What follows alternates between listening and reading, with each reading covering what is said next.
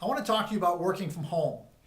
This is something that was rare, almost unheard of back when I started doing it in 1982.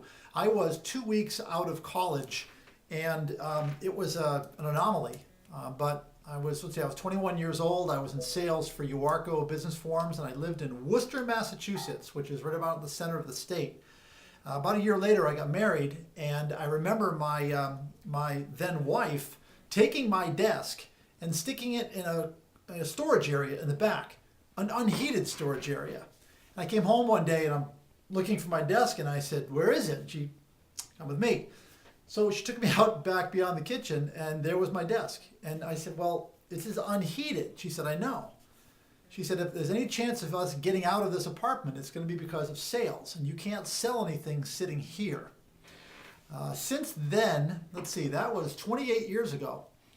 And since then, I have worked out of my home for all but 18 months. As a matter of fact, my kids know nothing else. I live next to the high school now, and it's very common for them just to buzz by, which is great. I mean, I love working at home. It's a blessing and a curse. It's convenient. There's no commute. You can make your own hours, but there's a curse to it as well, and that's what I wanted to talk to you about. Getting used to it takes some effort. I think you've got to learn how to quit at the end of the day. I think that's probably the hardest lesson that anybody can learn when you're working from home. And you think to yourself, "Oh, wait a minute, now that doesn't make any sense," because I would think it would be hard to get motivated. It can be, but then when you get your first round of bills in the mail, you say, "Whoops, I better get out there and sell something." Actually, it's the quitting part. It's the end of the day. It's separating personal from business. That, I think, is one of the most difficult parts. You talk about the workday. When you're working out of your home, you have to unlearn what you know about the standard workday, because there's a lot of guilt involved. You're at the post office at 12 o'clock, and you got a hat on backwards, and you haven't shaved in a couple of days, and you kind of look like you're in blue jeans, and someone walks over to you and does this. So what do you do for a living? And you have to be okay with that. People don't see that you're up at 5 in the morning because you've had a brainstorm or you couldn't sleep. People don't see that you're working weekends, that you're working 7 days, which most of us do, or many of us do, when we work at home.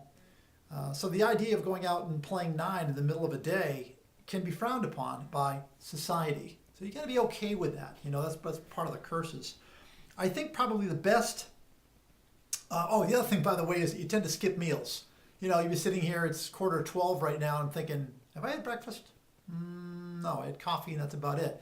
Don't do that. And also, don't skip personal hygiene. You never know when you're going to have to go out, and you always want to make sure you look your best.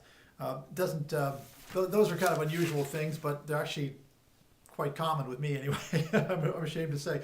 When I start doing, instead of phone conferences, when I start doing video conferences, I'm going to look a lot better. Dress a lot better anyway. I think probably the best advice I can give is the time management one that I'm so fond of giving, which is plan tomorrow before you leave today. That's the best thing that I can do when I'm working at home. If I know what I'm doing tomorrow before I leave today, I can shut down, I can be present with my kids, I can shut down for the weekend, which is very hard to do, and I can really enjoy and appreciate the difference between working in an office and the blessing of working from home.